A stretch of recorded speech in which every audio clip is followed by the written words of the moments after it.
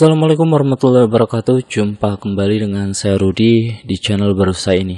Pada kesempatan kali ini saya akan kembali lagi untuk membawakan sebuah kisah misteri yang tentunya semoga saja dapat menghibur kalian semua.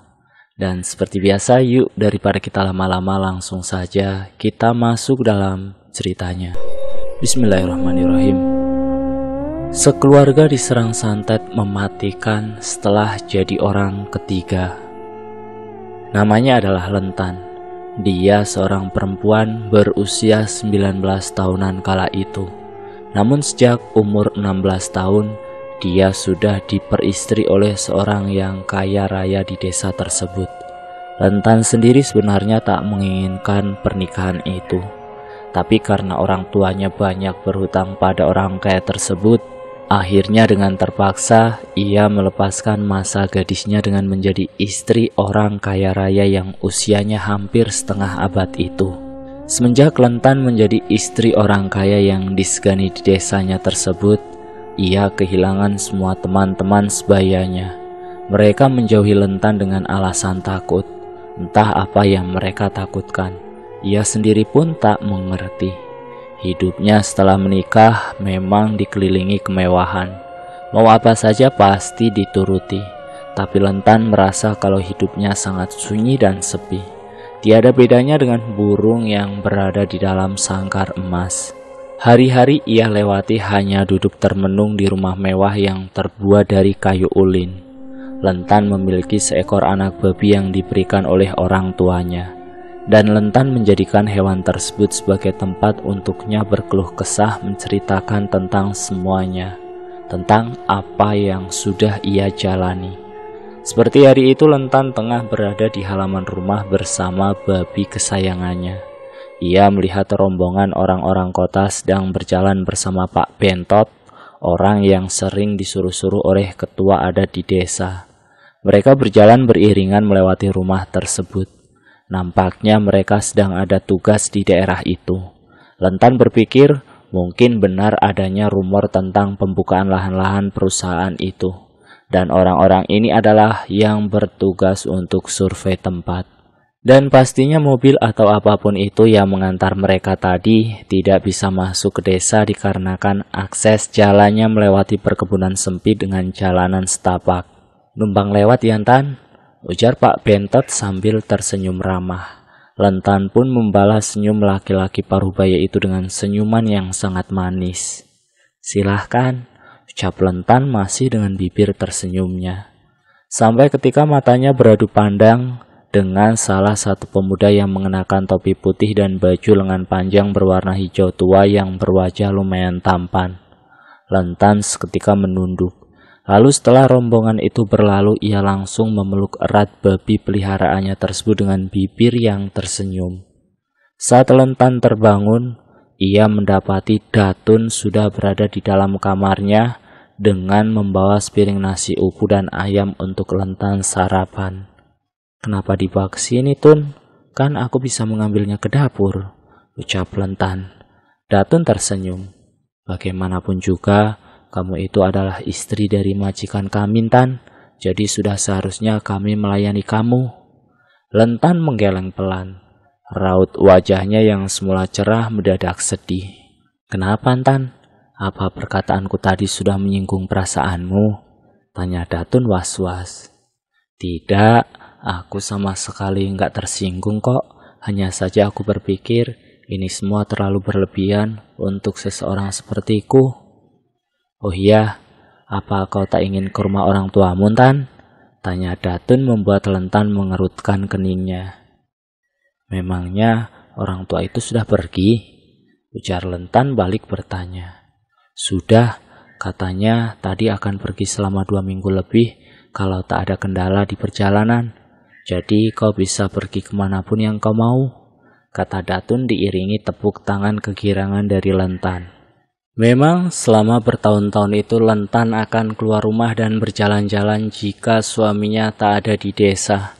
Dan biasanya suami Lentan akan pergi sekitar 3 hingga 7 bulan sekali selama beberapa minggu untuk mengurus pengiriman bahan-bahan seperti getah rotan dan lain-lainnya. Dan saat itulah Lentan akan bebas bepergian ke rumah orang tuanya.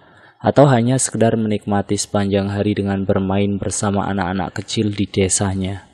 Selesai makan dan mandi, ia berjalan dengan langkah yang riang menuju rumah orang tuanya. Dan saat ia melewati rumah ketua adat, terlihat beberapa orang tengah mengobrol santai sambil mengunyah sirih. Ketika ia tiba di rumahnya, Lentan terkejut dengan keberadaan Pak Bento dan orang-orang kota itu tengah berdebat tentang peletakan kandang babi yang ada di samping rumah orang tuanya Lentan. Tapi kandang babi yang diletakkan bersebelahan dengan rumah seperti ini sangat tidak bagus untuk kesehatan, Pak. Nanti akan menimbulkan berbagai macam penyakit. Apalagi ini kotorannya dibiarkan menumpuk dan kandang pun jarang dibersihkan, ujar salah seorang di antara mereka. Buktinya kami sekeluarga tak sakit pun sampai saat ini. Kami sehat kok. Dan lagi kandang ini tak bisa dibersihkan setiap hari. Karena bila babi-babi ini makan dan berak pasti akan kotor lagi kandangnya. Memangnya kalian pikir saya setiap hari kerjaannya hanya untuk membersihkan kandang? Orang kota seperti kalian ini mana tahu kehidupan orang-orang desa. Lebih baik kalian diam atau silahkan pulang, kata ayahnya Lentan dengan raut wajah tak terima dinasihati oleh orang-orang kota tersebut. Mah, Amah, seru Lentan seraya mendekat kepada ayahnya. Amah adalah sebutan ayah dalam bahasa Dayak Maanyan.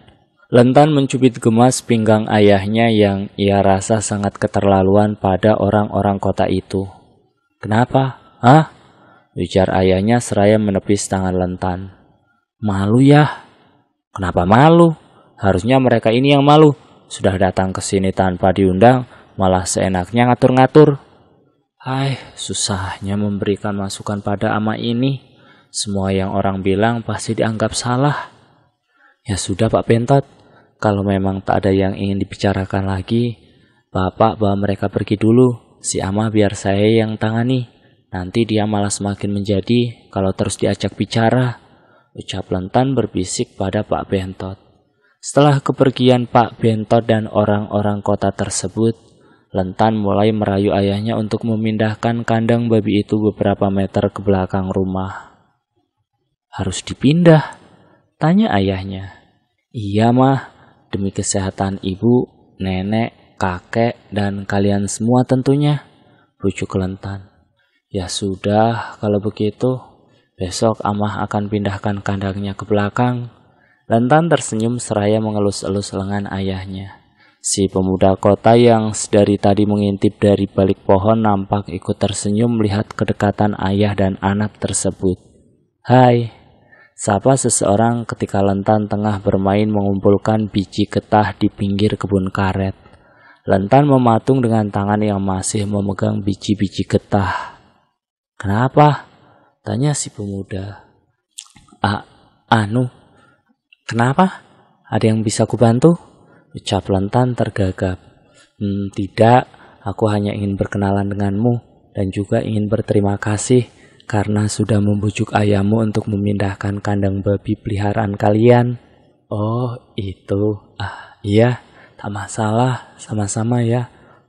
Maksudku, apa yang kalian katakan itu memang benar. Kandang yang dekat dengan rumah akan menimbulkan penyakit. Bukan hanya kandang babi, tapi juga termasuk kandang ayam, kandang bebek, dan kandang-kandang yang lainnya. Iya kan? Ujar Lentan membuat si pemuda tertawa. Ya, benar sekali. Dan itulah tujuan kami datang kemari. Untuk mengarahkan warga-warga di desa ini untuk bisa hidup lebih sehat lagi. Dan membuat sedikit perubahan yang lebih baik. Ucap si pemuda. Jadi, kau bukan orang survei? Hah? Survei? Bukan, aku bukan orang perusahaan, aku malah masih sekolah. Oh iya, kenalkan, namaku Putra Ramadan.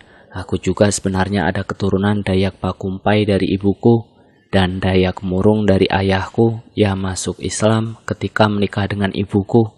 Dan sekarang kami tinggal di Palangkaraya. Kalau kamu, siapa namanya? Aku Lentan.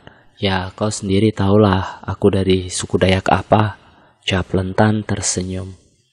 Hari berikutnya, Putra mengajak Lentan untuk berjalan-jalan mengelilingi desa melewati perkebunan karet hanya berdua saja. Tentu hal itu membuat orang-orang menatap julid ke arah mereka. Namun Lentan cuek saja, karena ia menganggap dia dan Putra sama sekali tak ada hubungan apapun yang perlu mereka sembunyikan dari orang-orang. Kau itu sudah bersuami, Tan. Entah bagaimana kalau sampai suamimu tahu dari mulut orang-orang sini tentang kelakuanmu itu. Kelakuanku? Kelakuan yang seperti apa, Mah? Aku merasa kelakuanku tak ada yang aneh-aneh kok, jawab Lentan. Kau berpacaran kan dengan anak laki-laki itu? Putra, tanya Lentan dengan senyuman sinis. Memangnya apa yang Amah takutkan kalau sampai bapak-bapak tua itu tahu kalau aku berpacaran dengan Putra? Plah! Sebuah tamparan mendarah di pipi Lentan. Kau jangan coba-coba buat masalah, Lentan. Kau belum tahu siapa suamimu itu, bentak ayahnya dengan gusar. Mulai sekarang jangan lagi berhubungan dengan anak laki-laki itu, atau kalau tidak, aku yang akan mengusirnya dari desa ini, lanjut ayahnya Lentan. Aku terpaksa menikah dengan orang tua itu demi kalian, Mah. Aku rela selama bertahun-tahun hidup berdampingan dengan orang yang benar-benar tak pernah ada di hatiku. Bahkan secuil perasaan sayangku pun sama sekali tak ada untuknya. Dan sekarang di saat aku ingin memilih jalan hidupku sendiri, Ama malah membela laki-laki tua itu sampai tega menamparku, ujar Lentan terisak. Lentan, teriak ayahnya dengan marah. Apa? Kau pikir laki-laki itu mau menikahimu? Ah? Dia hanya mempermainkanmu. Kau itu tak seiman dengannya. Dia itu muslim dan tidak akan mungkin baginya untuk berpindah agama hanya demi seseorang perempuan sepertimu. Aku tak peduli. Aku pun tak mempermasalahkan tentang agama apa dan siapa dia. Tidak, bila dia tak mau berpindah agama, maka aku yang akan ikut agamanya. Lentan, kau pikir agama itu mainan? Hah? Seenaknya bolak-balik pindah-pindah agama hanya karena laki-laki seperti itu. Lentan berlari keluar. Ia benar-benar merasa kacau dan hancur saat itu. Saat ia sedang duduk merenung di dalam pondok di pinggir kebun karet itu, Putra datang bersama seekor anjing berwarna oranye milik Pak Bentot. Kenapa? Tanya Putra dengan lembut. Saat ditanya seperti itu, air mata yang dari tadi ia tahan akhirnya jatuh tak terbendung lagi. Putra meraih kepala Lentan dan menyandarkan di dadanya. Ia mendekap erat tubuh perempuan itu. Setelah sedikit lebih tenang, barulah ia menceritakan tentang kisah hidupnya yang sangat pahit. Putra terlihat lesu setelah tahu kalau perempuan pujaan hatinya itu ternyata sudah menjadi milik orang lain. Aku ingin pergi, ingin bebas, ucap Lentan lirih dalam pelukan Putra. Suasana sedih itu perlahan-lahan menjadi hangat ketika mereka mulai terbawa suasana. Apalagi saat Putra mulai mencumbui Lentan. Dan akhirnya terjadi sesuatu yang tak bisa dijelaskan. Aku akan menemui suamimu kalau dia sudah datang. Aku akan memintamu secara baik-baik padanya, ucap Putra dengan mantap. Lentan tersenyum senang. Rasa sedihnya mulai hilang. Ia melihat kalau masih ada secercah sinar harapan untuk hidupnya bahagia bersama dengan orang yang benar-benar memiliki arti besar dalam hidupnya. 2 minggu telah berlalu. Malam itu Putra datang ke rumah suaminya Lentan. Ia mengungkapkan apa maksud dan tujuannya datang ke situ pada si lelaki kaya. Laki-laki parubaya tersebut hanya tersenyum sambil menggerak-gerakkan kakinya. Maaf nak, tapi kok itu masih kuliah, belum cukup usaha untuk memperistri seseorang. Tapi aku berjanji akan melepaskan Lentan, asalkan kau sudah mempunyai pekerjaan tetap dan berpenghasilan, ujar si lelaki tua. Saya kuliah sambil bekerja, Pak, dan saya rasa saya sanggup untuk menafkahi istri saya. Hahaha, gelak tawa si lelaki tua itu. Namun di balik tawanya tersebut Putra dapat merasakan amarah dari si lelaki tua. Tapi Putra sama sekali tak peduli. Pulanglah, aku sedang tak ingin bergurau dengan bocah kemarin sore sepertimu, ujar si lelaki tua akhirnya. Dan hal itu membuat Putra meradang. Namun sebelum Putra benar-benar marah, Lentan langsung menarik tangannya untuk keluar rumah. Aku sekarang tahu kau memang bersungguh-sungguh padaku, tapi kau tak perlu terpancing emosi. Aku akan menyelesaikan semuanya, dan jika aku sudah bercerai, aku akan menghubungimu melalui surat, ucap Lentan sebelum ia memeluk Putra dan menyuruhnya untuk pergi. Dan tanpa mereka sadari, si lelaki tua sudah melihat perbuatan mereka berdua. 2 bulan telah berlalu. Semenjak Putra pulang dari desa itu, ia mendapati kejadian memilukan di keluarganya. Mulai dari ayahnya yang terkena penyakit aneh mirip seperti cacar, namun isi cairannya berupa darah dan nanah. Jika dipecahkan satu, maka akan tumbuh 2 atau 3 lagi yang baru. Bola matanya juga memerah dan urat-urat matanya begitu jelas kelihatan. Bahkan rambut-rambut ayahnya Putra mulai rontok dan bernanah. Keadaannya sangat parah sekali. Sudah dibawa berobat ke dokter, tapi dokter pun tak mengetahui apa penyakit yang diderita oleh ayahnya Putra. Hanya berselang 3 hari setelah diberikan obat dan suntikan dari dokter, ayahnya meninggal dunia dengan semua cacar anehnya yang terkelupas mengeluarkan darah dan nanah yang membekas di spray. Perut ayahnya pun membesar dan ketika jenazah dimandikan, isi perut yang berupa cairan berwarna kuning kemerahan berbau sangat busuk itu keluar begitu saja, hingga membuat bingung dan kaget para pemandi jenazah. Cairan yang keluar tidak juga berhenti, kalau menunggu bisa-bisa sampai nanti tak akan selesai-selesai, Pak, ujar salah satu bapak-bapak yang ikut memandikan jenazah ayahnya Putra. Ya sudah, coba ditekan pelan-pelan bagian perutnya. Saat ditekan, cairan keluar sangat banyak. Baunya sangat busuk membuat beberapa bapak-bapak yang lain sampai muntah-muntah. Setelah perutnya sudah mulai mengempis, mereka pun melanjutkan kembali pemandian jenazah yang tertunda. Namun lagi-lagi kejadian aneh muncul. Bagian perut jenazah yang tadinya sudah mengempis, malah sekarang terlihat seperti ada sesuatu yang bergerak-gerak di dalamnya. Bapak-bapak yang memandikan jenazah itu sontak saling pandang satu sama lain. Dari tatapannya tentu mereka kebingungan dengan apa yang terjadi. Seumur-umur baru kali ini aku melihat jenazah seaneh ini. Psst, tak boleh bicara seperti itu kepada orang yang sudah meninggal, potong bapak-bapak yang lainnya. Sudah, jangan pada ribut. Tugas kita di sini untuk membersihkan jenazah, bukan untuk membahas hal yang tak penting. Semua orang yang berada di situ tertunduk. Mereka kembali melanjutkan pemandian jenazah ayah Putra meski yang bergerak-gerak di dalam perutnya itu masih terlihat sangat aktif. Baru saja akan dikafani, seekor ular belang putih hitam yang cukup besar keluar dari lubang duburnya. Astagfirullahaladzim. Sontak orang-orang yang mengkafani langsung berlari. Dan ketika Putra memeriksa keadaan jenazah ayahnya, ia tak mendapati ular atau apapun yang aneh pada jenazah ayahnya. Tak ada apa-apa kok, Pak, ujar Putra. Setelah yakin kalau ular yang tadi mereka lihat sudah pergi, bapak-bapak yang mengkafani pun kembali melanjutkan tugasnya. Setelah selesai dan keranda pun sudah siap, mereka pun pergi ke masjid untuk menyolatkan jenazah untuk yang terakhir kalinya. Setelah sampai pekuburan, terlihat beberapa orang keluarga jauh Putra yang baru saja selesai menggali lubang makam yang akan digunakan untuk menguburkan jenazah ayahnya. Sabar ya Put, sekarang tugasmu menjaga ibu dan saudara-saudaramu, ucap pamannya sembari memeluk erat pemuda tersebut. Insyaallah, Mang. Saat jenazah akan dimasukkan ke dalam liang lahat, terlihat bercak-bercak merah di kain bagian kepala jenazah. Darah, kepalanya berdarah. Bagaimana ini, Pak? Kain kafannya di rumah tadi masih ada nggak? Tidak ada, Pak. Sisanya hanya sedikit. Tidak akan cukup.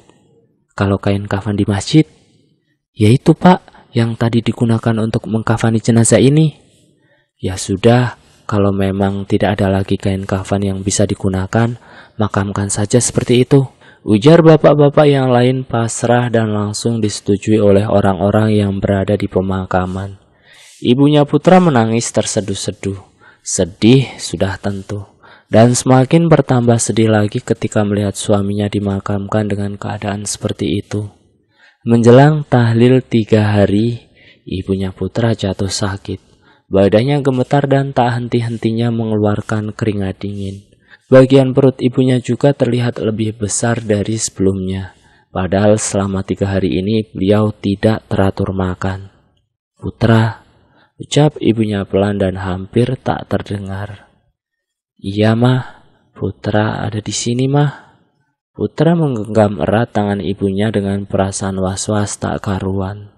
"Perutku sakit, Put." "Perutnya sakit, Mah?" "Ya Allah, Putra panggilkan dokter saja ya, Mah." "Tak usah, Put. Jangan. Tolong kamu oleskan dengan minyak kayu putih saja ya, Nak," kata ibunya dengan lirih. Putra menghela nafas lalu ia meraih botol minyak kayu putih yang berada di dekat bantal ibunya. Perlahan-lahan Putra mulai mengolesi perut ibunya dengan minyak kayu putih. Putra terdiam ketika merasakan perut ibunya sangat keras seperti orang sedang hamil. "Mah, ini perutnya kok keras sekali? Apa mungkin sedang masuk angin ya?" Ibunya tak menjawab pertanyaan Putra. Kak Putra, Aziz muntah darah, Kak," ujar adik bungsunya. Putra langsung bergegas keluar kamar ibunya dan mendapati Aziz yang sudah tergeletak lemas tak berdaya di lantai. Di saat yang bersamaan pamannya Putra datang. "Ya Allah, ini kenapa adikmu, Put?" tanya pamannya sembari mengecek pergelangan tangan Aziz untuk memastikan kalau anak itu masih hidup. "Saya juga tak tahu, Mang. Tadi saya di dalam kamar Umah karena Umah sedang sakit perut. Lalu Roni memanggil saya memberitahukan kalau Aziz muntah darah. Dan saat saya kesini, Aziz sudah seperti itu keadaannya." "Ada yang tidak beres ini, Put. Ada yang tidak beres," ujar pamannya sembari berusaha mengangkat tubuh Aziz. Meski penasaran, Putra mengurungkan niatnya untuk bertanya dan lebih memilih untuk membantu mengangkat tubuh adiknya menuju ke dalam kamar. "Cepat ambilkan air putih," perintah sang paman kepada Putra. Dengan sigap Putra berlari ke arah dapur dan mengambil segelas air untuk pamannya. Kemudian sang paman terlihat mendoakan air tersebut lalu meniupnya. Setelah itu beliau meminumkan air itu kepada Aziz. Dan sisanya air itu digunakan untuk mengompres bagian kepala hingga perut Aziz. Beberapa saat kemudian Aziz mulai tersadar. Aziz terbatuk. "Apa yang kamu rasakan?" tanya paman sembari mengelus-elus kepala ponakannya tersebut. "Tenggorokan saya sakit sekali, Mang. Perut saya juga mulas, tak berhenti sejak subuh tadi," keluh Aziz dengan pelan. Paman langsung menatap Putra dengan tatapan yang sulit diartikan. "Kau jaga ibu dan adik-adikmu, Put. Amang akan ke desa sebelah, ke rumahnya Pak Sabirin. Sebentar lagi bibimu akan datang bersama keluarga yang lain. Jadi kau tunggu di rumah saja ya," ujar sang paman sebelum pergi. Sebelum pergi beliau memberikan sebuah buntalan kain kuning berukuran kecil kepada Putra. "Jangan berhenti berdoa, Nak. Jaga ibu dan adik-adikmu. Dan ini simpan untuk jaga-jaga bila nanti terjadi sesuatu yang buruk pada ibu dan adik-adikmu." "Ini apa, Mang? Lalu diapakan?" "Kalau misal nanti Amang pergi dan terjadi sesuatu pada ibu juga adikmu, kau rendam benda ini lalu beri minum kepada mereka," pesan pamannya. Putra mengangguk, dalam hatinya terasa was-was tak karuan. Pesan terakhir dari pamannya tadi masih terngiang-ngiang, sampai kemudian terdengar suara rintian dari dalam kamar sang ibu. Ibunya terus merintih sambil memegangi perutnya yang semakin membesar dari sebelumnya. Putra terngangah, takut dan bingung campur aduk ia rasakan. Ibunya terus merintih dengan kepala ke kiri dan ke kanan. "Aduh, sakit. Mah, ini Putra, Mah. Umah kenapa, Mah?" isak Putra. Sesaat kemudian ia teringat akan buntalan yang diberikan oleh pamannya tadi. Dengan sigap Putra mengambil segelas air putih dan membuka buntalan kain tersebut. Ada secari kertas bertuliskan huruf Arab di dalamnya. Tanpa pikir panjang, Putra lantas memasukkan kertas itu ke dalam gelas dan kemudian meminumkannya pada sang ibu yang masih nampak sangat kesakitan. Setelah separuh air itu berhasil diminumkan kepada ibunya, wanita itu mulai tenang kembali. Ibunya kemudian tertidur dengan dengkuran yang cukup nyaring. Putra memperhatikan perut sang ibu yang perlahan-lahan mulai mengempis. Dan dari bawah tapih ibunya terlihat cairan yang pada awalnya Putra kira ibunya mengompol. Namun ketika Putra akan mengganti tapih ibunya, ternyata cairan itu rupanya bercampur dengan darah. Yang tentu saja bukan air kemih. Baunya pun sangat busuk. Berkali-kali Putra mengganti tapih ibunya, namun cairan yang keluar itu tak kunjung berhenti. Kak Aziz, panggil Roni dari arah luar kamar. Putra tak serta-merta keluar. Ia menatap ibunya sebentar dan setelah memastikan ibunya baik-baik saja, ia pun lantas berlari keluar menuju arah suara Roni berasal. Aziz, kenapa lagi? Hah? Tanya Putra dengan kalut. Tidak tahu, Kak. Dia muntah darah lagi. Terus ada paku-paku kecil keluar dari mulutnya. Jawab Roni dengan suara bergetar. Tubuh Aziz terkulai lemas. Beberapa kali Putra mengecek denyutan nadi adiknya tersebut, namun tak terasa apa-apa. Nafas Putra semakin memburu. Ia tahu kalau adiknya sudah meninggal, tapi ia juga tak bisa menerima kepergian sang adik. Lagi-lagi dari arah kamar ibunya terdengar suara rintihan kesakitan. Bangunkan Aziz, Ron. Perintah Putra terdengar nyaris putus asa dengan keadaan yang ia hadapi saat itu. Roni yang tak terlalu mengerti dengan yang terjadi kepada Aziz mencoba terus membangunkannya ketika Putra sudah keluar dari kamar tersebut. Di dalam kamar sang ibu, Putra menyaksikan sendiri ibunya menggeliat-geliat kesakitan. Bau busuk tercium memenuhi ruangan kamar. Aduh, sakit, tolong. Rintih ibunya membuat Putra semakin hancur. Di saat yang bersamaan, bibinya Putra datang dengan beberapa keluarga lainnya membawa berbagai macam masakan untuk acara tahlilan 3 hari. Bi, tolong ibu, Bi, ucap Putra menahan tangis. Saat bibinya masuk ke dalam kamar, ia nampak mengerutkan kening menatap ibunya Putra. Sakitnya di mana? Sini, biar ku coba pijatkan. Ucapnya seraya meraba-raba bagian perut ibunya Putra yang sedari tadi dia pegangi terus. Seakan-akan sakitnya memang berasal dari bagian perutnya. Bibinya lalu menggantikan tapih yang sudah basah semua dengan yang baru. Namun ia nampak terdiam ketika melihat ada sedikit kotoran di tapih tersebut. Tai hitam ini, ujar bibinya Putra pelan menatap bergantian pada mereka yang tadi datang bersamaan. Tai hitam biasanya menjadi pertanda bahwa orang yang sudah mengeluarkan tai hitam itu akan meninggal dalam kurun waktu yang tak lama lagi. Jantung Putra seakan hancur berkeping-keping mendengar perkataan bibinya. Ia menggeleng-gelengkan kepalanya. Putra tertunduk, kakinya terasa sangat lemas seketika. Putra, lirih suara ibunya terdengar. Iya mah, Putra ada di sini mah, isaknya.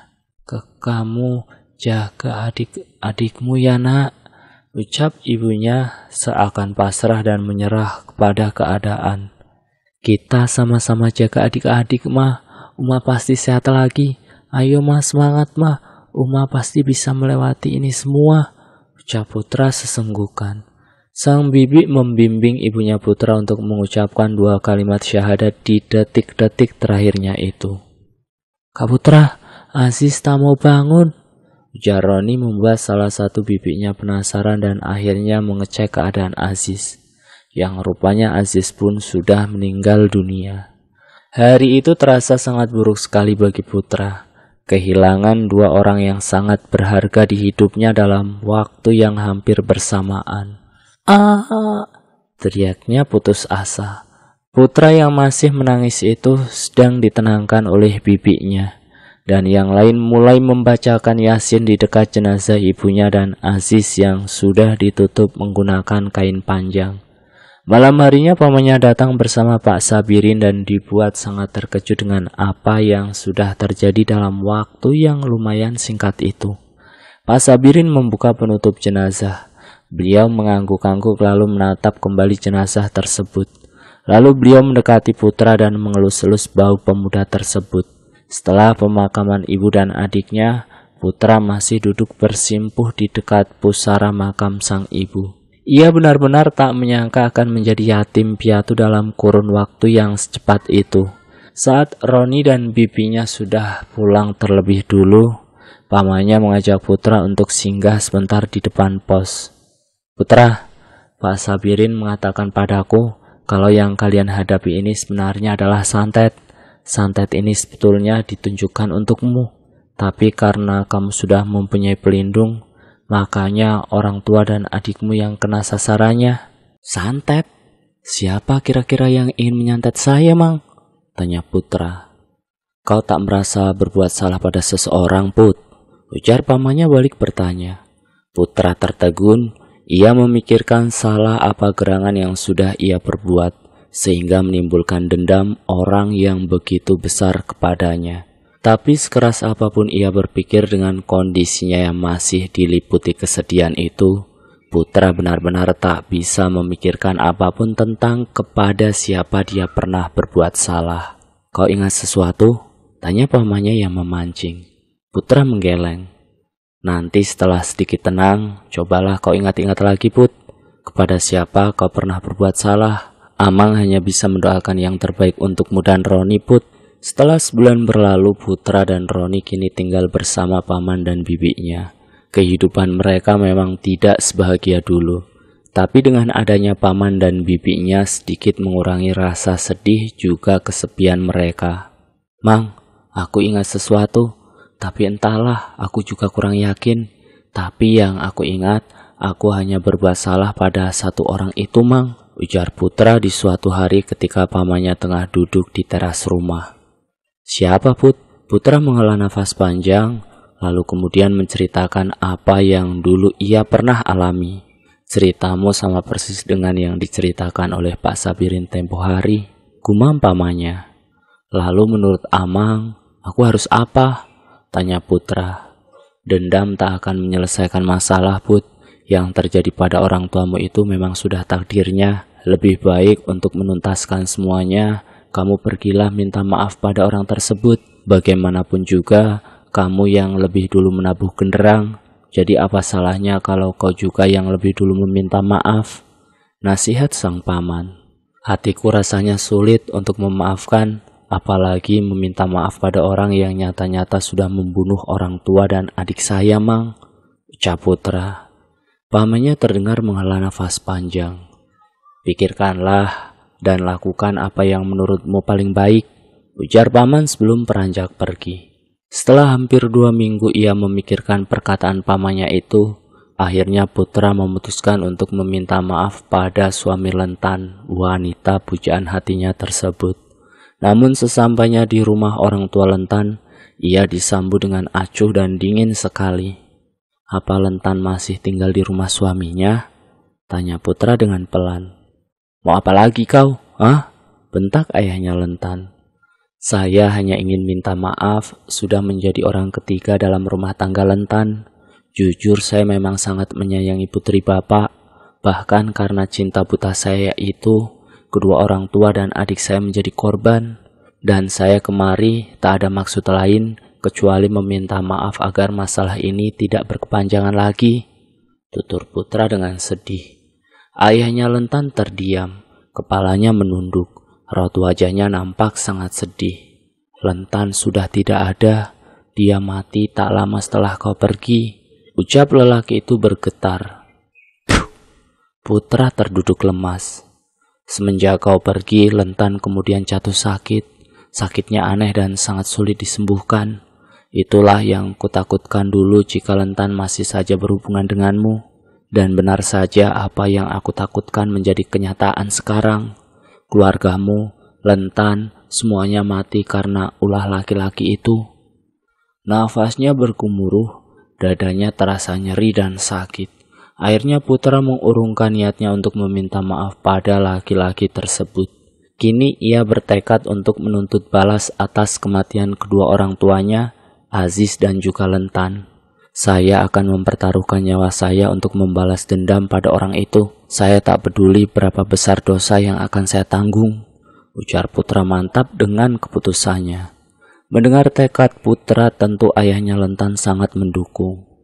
"Lalu rencanamu bagaimana?" tanya ayah Lentan. "Dengan cara apa dia membunuh orang-orang yang saya sayangi? Dengan cara itulah dia juga harus mati. Dengan kata lain, saya akan menyantet balik laki-laki setan itu. Kalau dukun di daerah sini, tipis harapanmu bisa menyantet orang itu, Put. Karena setauku orang tersebut mengenal semua dukun di daerah ini," ucap ayah Lentan. "Saya akan mencari ke tempat lain, Pak," jawab Putra dengan tegas. "Menginaplah di rumahku, Put, untuk semalam," pinta ayah Lentan ketika Putra bermaksud pergi. Malam itu Putra tidur dengan beralaskan kasur tipis bekas Lentan dulu. Putra meraba dan mengelus kasur tersebut. "Maafkan aku, Lentan," ucapnya dalam hati. Di luar rumah terdengar suara orang tua Lentan sedang berbicara dengan seseorang dalam bahasa Dayak Maanyan yang tentu tak dimengerti oleh Putra. Saat Putra terbangun di pagi hari, ia termenung mengingat mimpinya semalam. Mimpi aneh yang tak biasa membuat Putra bergidik ngeri. "Putra, ini makanlah. Tadi Amah belikan di warung orang Bakumpai," ujar ayah Lentan mengejutkan Putra yang sedang melamun. "Terima kasih, Pak," ucap Putra. Saat Putra sedang makan, ayahnya Lentan menyerahkan buntalan kain berwarna hitam lusuh mirip kadut uang padanya. "Apa ini?" "Itu uang hasil penjualan babiku semalam. Memang tidak banyak, tapi semoga bisa untuk membantu niatmu," jawab ayah Lentan. "Sebenarnya nggak usah begini juga, nggak apa-apa, Pak. Saya masih ada uang kok," ucap Putra tak enak hati. "Simpanlah, gunakan jika nanti kau perlu." Mau tak mau Putra akhirnya menerima kadut berisi uang tersebut. Setelah berpamitan pada keluarga Lentan, Putra pun melanjutkan perjalanannya. Ia ingin pergi ke desa yang pernah ia dengar cerita mistisnya dari teman kuliahnya. Perjalanan panjang pun dimulai. 4 hari telah berlalu. Akhirnya Putra sampai di desa yang ia tuju. Kakinya terasa sangat lelah karena berjalan kaki selama 3 hari 3 malam. "Aduh, sakitnya kakiku," gumam Putra yang sedang duduk di sebuah teras rumah yang kondisinya gelap gulita. "Anak mau kemana malam-malam begini?" tanya seseorang yang kemungkinan adalah warga di desa kecil tersebut. "Saya mau mencari seseorang, Mang." "Anak tahu namanya?" "Kalau tak salah namanya Amang Ciang," jawab Putra ragu-ragu. "Oh, si Ciang. Sudah dekat sekali anak ini dengan rumahnya. Kamu tinggal jalan lurus 4 meter, nanti belok kiri. Nah, ada rumah satu-satunya di sana. Itulah rumah Ciang yang anak cari," ujar orang itu sambil menunjukkan arah rumah Amang Ciang. "Terima kasih banyak ya, Mang. Kalau begitu saya langsung saja ke rumah beliau," ucap Putra. "Ya, silahkan." Putra pun berjalan mengikuti arah yang ditunjukkan oleh orang tadi dengan langkah yang penuh semangat. "Permisi," ujar Putra sembari terus mengetuk pintu rumah tersebut. Tapi sekian lama diketuk-ketuk tak ada orang pun yang keluar dari dalam. Tapi setelah beberapa saat kemudian terdengar suara seseorang memanggil-manggil dari dalam rumah. "Masuk saja. Hoi, kau yang di luar, masuk saja." "Permisi, saya masuk ya," ucap Putra, kemudian ia mendorong pintu tersebut pelan-pelan. Di dalam sebuah kamar yang berisi banyak barang-barang berharga seperti emas dan beberapa batu-batu yang bersinar. Dan terlihat seseorang sedang berdiri dengan memegang sebuah patung kecil berwarna kuning keemasan. "Tolong, lepaskan tanganku dari benda ini," ujarnya. "Hah? Maksudnya bagaimana? Ini rumah Amang Ciang kan?" "Sudah, jangan banyak tanya. Cepat lepaskan tanganku dari patung ini," ujar orang itu terdengar sedikit memaksa, bukan seperti meminta tolong. "Biarkan saja dia begitu sampai besok. Sesekali maling memang harus dikasih pelajaran," ujar seseorang yang lainnya yang sudah berdiri tepat di belakang Putra. Putra terdiam sesaat. Ia bingung dengan apa yang terjadi. "Kau teman maling itu?" tanya lelaki yang baru datang tadi kepada Putra. "Bukan, Mang, bukan. Saya justru mau mencari Amang Ciang kemari. Tadi diberitahu oleh salah satu warga kalau rumah Amang Ciang itu di sini. Sesampainya saya di sini, Orang itu sudah dalam keadaan begitu, Mang. Mau mencariku. Ada apa? Rasanya aku tak pernah mengenalmu. Putra kemudian memperkenalkan diri dan menceritakan niatnya bertemu Amang Ciang. Lelaki berusia 35 tahunan itu mengangguk sambil tersenyum. Oh, jadi cerita tentangku sudah dikenal oleh anak sekolahan rupanya ya. Gumamnya sambil tersenyum. Kau punya sesuatu yang dimiliki orang itu? Tanya Mang Ciang. Saya punya bajunya, Mang, dan nama panjangnya juga saya tahu. Jawab Putra antusias. Bagus kalau begitu. Sesaat kemudian Amang Ciang berjalan ke arah si lelaki tadi, lalu kemudian ia melakukan sesuatu dan akhirnya si lelaki itu pun bisa terbebas. Wow, gumam Putra dengan kagum. Hebat, bagaimana bisa seperti itu, Mang? Tanya Putra. Itu namanya lantuk. Di rumah ini sudah dipenuhi dengan minyak lantuk, jadi siapapun yang masuk dan berniat tak baik tidak akan bisa bergerak atau keluar dari dalam rumah ini sampai aku datang. Wah, mari ikut aku, ajak Mang Ciang kepada Putra. Lelaki itu mengajaknya ke sebuah ruangan yang dipenuhi dengan barang-barang aneh. Mana bajunya? Dan tolong tulis namanya di kertas ini. Setelah melakukan apa yang disuruh oleh Mang Ciang, ia kemudian duduk berhadapan dengan laki-laki tersebut. Bau sengak kemenyan memenuhi ruangan kecil tersebut. Aromanya membuat Putra hampir pingsan. Kau punya sesuatu, ujar Mang Ciang ketika melihat wajah Putra mulai berubah memerah setelah menghirup aroma kemenyan. Sebuah telur ayam digulung di dalam baju tersebut, lalu kemudian dibacakan sesuatu dan diasapi. Tapi beberapa saat kemudian Mang Ciang terjengkang ke belakang. Telur di dalam baju itu pun pecah. Sialan, dia bukan orang biasa, ujar Mang Ciang berusaha bangkit sambil memegang bagian dadanya. Maksudnya, Mang, dia sudah dilindungi, tapi ini merupakan tantangan bagi seorang Ciang untuk bisa merusak perlindungan orang itu. Putra menarik nafas panjang karena takut akan kegagalan. Kau tak usah ragu, aku adalah dukun hebat yang tak terkalahkan. Tadi aku hanya sedikit lengah dan terlalu meremehkan lawan, ujar Amang Ciang seakan tahu apa yang dipikirkan oleh Putra. Seharian itu Amang Ciang mencari keperluannya untuk ritualnya nanti malam. Ia mengumpulkan banyak sekali benda-benda aneh dari luar, seperti taring babi, tanduk rusa, bulu ayam hitam dan putih yang digantung, bangkai kucing, kera dan juga semangkuk darah babi juga ayam.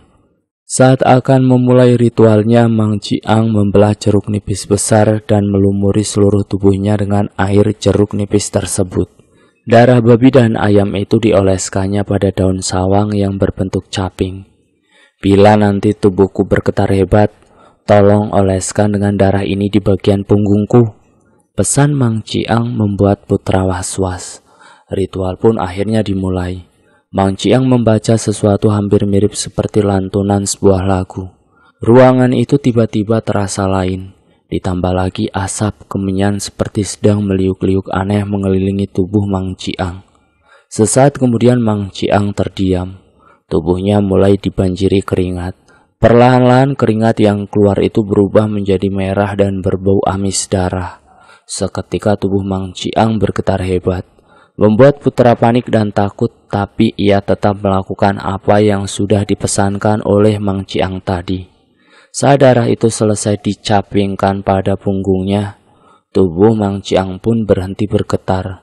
Dan anehnya daun sawang yang dipegang oleh Mang Ciang itu tiba-tiba saja robek dengan sendirinya. Melihat hal itu, Putra memberanikan diri untuk mengganti daun sawang tersebut dengan yang baru dan lebih besar. Sekitar hampir 1,5 jam, Mang Ciang akhirnya tersadar. Tubuhnya lunglai dan terjatuh. Keringat pun tak henti-hentinya keluar, membuat Putra khawatir. Mang, Amang tak apa-apa kan? Tanya Putra. Tapi Mang Ciang seolah tak sadarkan diri. Semalaman Putra menunggu Mang Ciang, berharap laki-laki itu sadar dan bisa memberitahukan apa yang sudah terjadi. Menjelang pagi, barulah Mang Ciang bangun. Tubuhnya gemetar, namun keringatnya sudah berhenti keluar.